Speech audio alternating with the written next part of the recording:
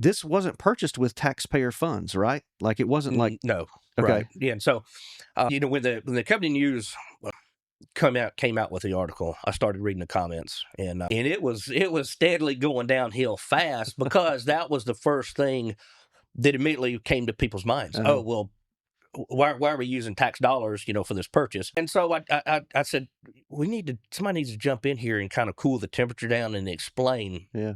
And so I just kept it really short. I didn't get into the weeds of the trust that this money actually came from. Mm-hmm. And it actually worked because there was a lot of people that it came back and said, okay, well, I understand. I get it now. Mm-hmm. So I can kind of briefly go over that if you wanted me to. If you could just explain what is that MEAG or MCT? Well, MEAG is our wholesaler that we purchased the electric from. Right. All right. And the trust is...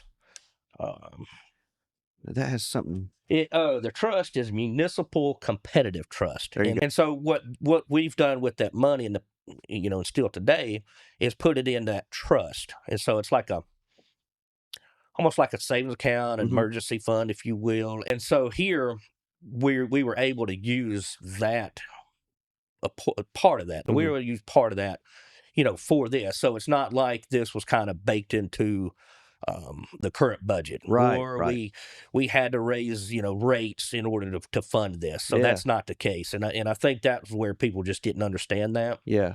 And then when I hopped in there and started explaining, they're like, okay, we get it. And that kind of clarity is so important, right? These are funds that you could only use for specific utility projects, right? Either helping with utilities or debt service related to utilities or this kind of project.